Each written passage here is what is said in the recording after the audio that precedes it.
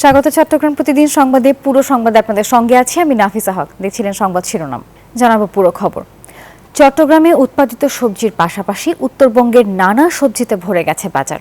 আড়তে সবজির দামে ধস নামলেও খুচরাতে তেমন কোনো প্রভাব নেই। তবে পাইকারিতে 4 টাকা থেকে 10 টাকা কেজিতে বিক্রি হচ্ছে লাউ, 20 থেকে 25 টাকা কেজিতে বিক্রি হচ্ছে বেগুন, আর 10 থেকে 15 টাকায় বিক্রি হচ্ছে ঢ্যাঁড়স, বরবটি, চিচিঙ্গা। তবে কমেনি সিম, টমেটো এবং ফুলকপি, বাঁধাকপির দাম। এদিকে মাছ মাংসের দামে দিশেহারা ক্রেতারা। কিছুটা কমেছে ডিল এবং চালের দাম। আবু জাবেদের ছবিতে চট্টগ্রাম থেকে বাজার পরিস্থিতি জানাচ্ছেন সহকর্মী নয়ন বড়ুয়া জয়। চট্টগ্রামের বড় কাঁচা বাজারের আরো রিয়াজউদ্দিন বাজার। সেখানে উত্তরবঙ্গ থেকে যেমন সবজি সরবরাহ বেড়েছে, তেমনি যোগান বেড়েছে চট্টগ্রামে উৎপাদিত নানা সবজিরও। তাই আড়তে বেশিরভাগ সবজির দামে ধস নেমেছে। 4 টাকা থেকে শুরু করে 30 টাকার মধ্যে মিলছে বেশিরভাগ সবজি। পাইকাররা বলছেন সবজি সরবরাহ বাড়াই কমেছে দাম। পণ্য বাড়ি গেছে গো, এই জন্য আমরা চিচিঙ্গে বেচতে আছি 5 টাকা, 6 টাকা কেজি। বেগুন বেচতে আছি 10 টাকা কেজি। তারপরে এই জালি এগুলো শাল কুমড়া বেচতে আছি 6 টাকা কেজি। বাংলা হতো বেচতে আছি 5 টাকা কেজি। আগের তুলনা হিসাবে এখন তরকারির দাম না কইলে চলে, এই অবস্থা বাজার চলে আসছে। তবে যেভাবে পাইকারিতে সবজির দামে ধস নেমেছে সেভাবে কমেনি খুচরাতে। গত সপ্তাহের তুলনায় কিছুটা কমলেও সন্তুষ্ট নন ক্রেতারা। মনে করেন নিত্য প্রয়োজনীয় যেগুলো জিনিসের দাম ঠিক আছে, আগে থেকে অনেক কমেছে। সবজির বাজার প্রায় অর্ধেক কমে গেছে। অন্যদিকে মাছের সরবরাহের কোনো ঘাটতি নেই বাজারে, তবুও দাম চড়া। 300 থেকে 400 টাকা কেজিতে বিক্রি হচ্ছে রুই, কাতল, কালীবাউস ও মৃগেল মাছ। লইট্টা মাছের কেজি 200 টাকা। কমেনি ইলিশের দাম, 1000 টাকায়ও মিলছে না ইলিশ।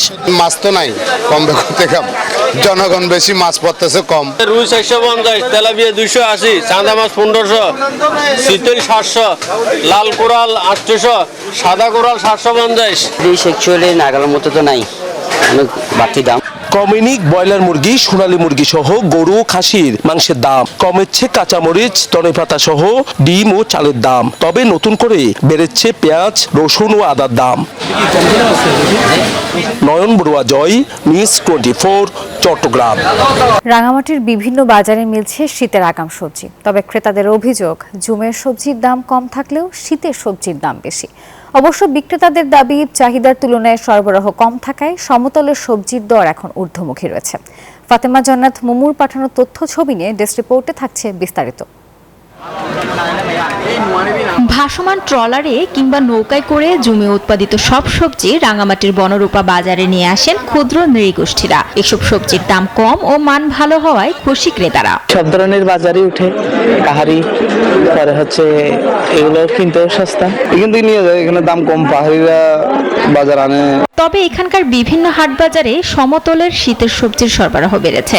বেগুন বিক্রি হচ্ছে কেজিতে 80 টাকা দরে, এছাড়া শিম 140, ফুলকপি 80 ও ধানি মরিচ 200 টাকা দরে বিক্রি হচ্ছে। দাম বেশির অভিযোগ ভোক্তাদের। নতুন নামলে এগুলো একটু দাম বাড়তি থাকে, আবার কিছুদিন পর মনে করেন 20 টাকা 30 টাকা হয়ে যাবে।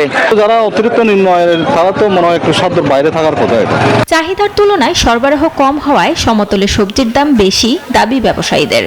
ফুলকপি 80 টাকা, শসা 60 টাকা, তারপরে টমেটো 120 টাকা, সিম 100 টাকা, বেগুন 80 টাকা, মূলা 50 টাকা। এখন আমাদের বাজারে সবজি আসতেছে, আস্তে আস্তে দাম কমে যাবে। বাজার নিয়ন্ত্রণে প্রশাসনের নজরদারি বাড়ানোর জোর দাবি ভোক্তাদের। Desk report, news 24।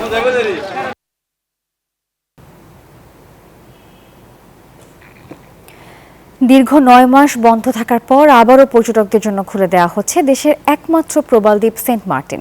তবে আগের মতো নয়, এবারের দ্বীপে ভ্রমণ করতে হবে নতুন নিয়মে।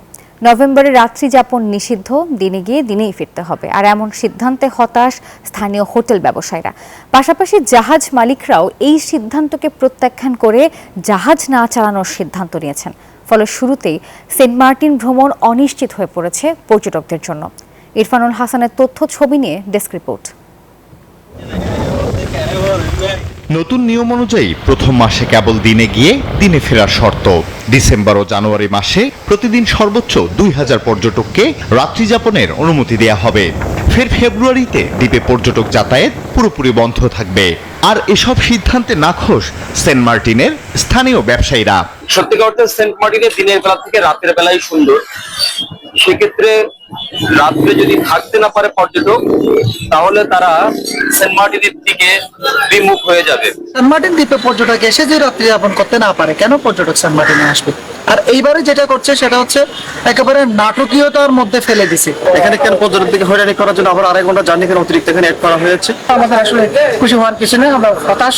দ্বীপের নাজুক পরিবেশ রক্ষায় জারি হয়েছে বেশ কিছু নিষেধাজ্ঞা। সৈকতে আলো জ্বালানো, বারবিকিউ পার্টি, শব্দ সৃষ্টি, কেয়াবনে প্রবেশ বা ফল সংগ্রহ সবই নিষিদ্ধ। এছাড়া মোটর চালিত যান চলাচল ও প্লাস্টিক ব্যবহারও কঠোরভাবে নিরুৎসাহিত করা হয়েছে। প্রাথমিকভাবে কক্সবাজার শহরের নুনিয়াছড়ার বিআইডব্লিউটি এর ঘাট থেকে কর্ণফুলী এক্সপ্রেস ও বার আউলিয়া নামে দুটি জাহাজ চলার কথা থাকলেও সেই সিদ্ধান্ত থেকে সরে আসার কথা বলছে জাহাজ মালিকরা। যে জাহাজগুলো সবচেয়ে বেশি দ্রুতগামী সেগুলো 7 ঘন্টা লাগে, আর বাকিগুলো তো 8-9 ঘন্টা। তো 7 ঘন্টাই ধরলাম আমি, 7 ঘন্টা এই সাগর পাড়ে দিয়ে, আবার 2 ঘন্টা ও এখানে থাকতে পারবে না, আবার 7 ঘন্টা এদিকে আসা। এটা কি চারটিখানি বিষয়? এটা কি পর্যটন বলে? কোন টুরিস্ট কি এত হ্যাসেল নিয়ে যাবে? পরিবেশ, বন ও জলবায়ু পরিবর্তন মন্ত্রণালয়ের প্রজ্ঞাপনে বলা হয়েছে অনুমোদন ছাড়া কোনো নৌযান দ্বীপে যেতে পারবে না। সেই যাত্রীদের সুবিধার জন্য আমি একটু বলে দিচ্ছি, www.bdtickets.com এই ওয়েবসাইট থেকে শুধু তারা টিকিটটা ক্রয় করবে। এর বাইরে কোনো টিকিট যদি তারা ক্রয় করে সেটা নকল বলে গণ্য হবে। জেলা প্রশাসন জানিয়েছে ঘাটে থাকবে নির্বাহী ম্যাজিস্ট্রেট। টিকিটের কিউআর কোড চেক ও সরকারের 12টি নির্দেশনা পর্যটকরা মেনে চলছে কিনা তা পর্যবেক্ষণ করা হবে। Desk report, news 24। কুমিল্লায় হিন্দুত্ববাদী সংগঠন ইসকন নিষিদ্ধ করার দাবিতে কুমিল্লায় মানববন্ধন করেছে আহলে হাদিস আন্দোলন বাংলাদেশ নামে একটি ইসলামী সংগঠন। বিকেলে কুমিল্লা শহরের পুবালী চত্বরে মানববন্ধন সমাবেশ অনুষ্ঠিত হয়। সমাবেশে বক্তারা বলেন, ইসকন একটি উগ্রবাদী সংগঠন। এরা দীর্ঘদিন যাবৎ বাংলাদেশে হিন্দু মন্দির স্থাপন ও হিন্দুত্ববাদ প্রতিষ্ঠান নামে ইসলাম ও মুসলমানদের বিরুদ্ধে ষড়যন্ত্র চালিয়ে যাচ্ছে। এদের সাথে এদেশের সাধারণ হিন্দুদের কোনো সংশ্লিষ্টতা নেই। এরা বাংলাদেশে যুগ যুগ ধরে চলে আসা সাম্প্রদায়িক সম্প্রীতি বিনষ্ট করতে চায়। তাই অবিলম্বে উগ্রবাদী সংগঠন ইসকন নিষিদ্ধ সহ তাদের সকল কার্যক্রম বন্ধের দাবি জানান বক্তারা।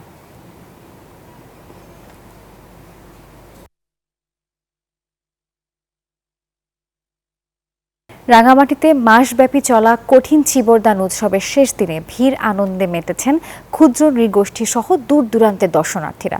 শহর জুড়ে বসেছে হরেক রকম মেলা। এই নিয়ে বিস্তারিত জানাতে রাঙামাটি থেকে যুক্ত হচ্ছেন আমাদের সহকর্মী ফাতেমা জান্নাত মুমু। মুমু, মেলার আয়োজন কেমন দেখছেন, কি বলছে আগতরা জানাবেন।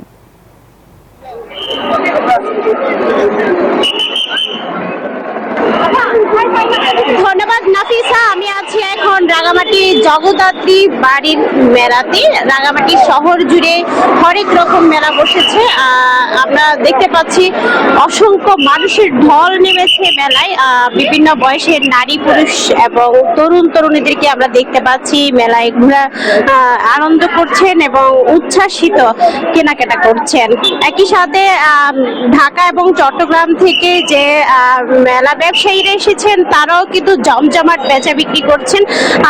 যেহেতু মানুষের ঢল নেমেছে, রাঙামাটিতে সবেমাত্র শেষ হয়েছে কঠিন চিবর দান উৎসব।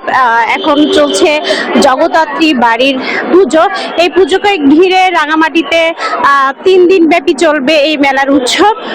মেলাতে শুধু পাহাড়ি বাঙালি নয়, এখানে বিভিন্ন জাতিগোষ্ঠী এবং দূর দূরান্ত থেকে আগত পর্যটকরাও কিন্তু মেলাতে আনন্দ করতে আমরা দেখতে পেয়েছি। এবং এই মেলায় শৃঙ্খলা রাখার জন্য প্রশাসনের পক্ষ থেকে 4 স্তরের নিরাপত্তার ব্যবস্থা করা হয়েছে। পুরো মেলা এবং রাঙামাটি শহরকে নিরাপত্তার চাদরে ঢেকে দেওয়া হয়েছে। তো রাঙামাটি থেকে এই ছিল আমার কাছে সর্বশেষ স্টুডিওতে নাফিসা। মুমু, ধন্যবাদ আপনাকে। বিএনপি ভারপ্রাপ্ত চেয়ারম্যান তারেক রহমানের নির্দেশে প্রতিষ্ঠা বার্ষিকী বাস্তবায়ন উপলক্ষে 25 নং রামপুর ওয়ার্ড এবং 46 নং সাংগঠনিক ওয়ার্ড যুবদল, ছাত্রদল ও স্বেচ্ছাসেবক দলের যৌথ উদ্যোগে উঠান বৈঠক অনুষ্ঠিত হয়েছে।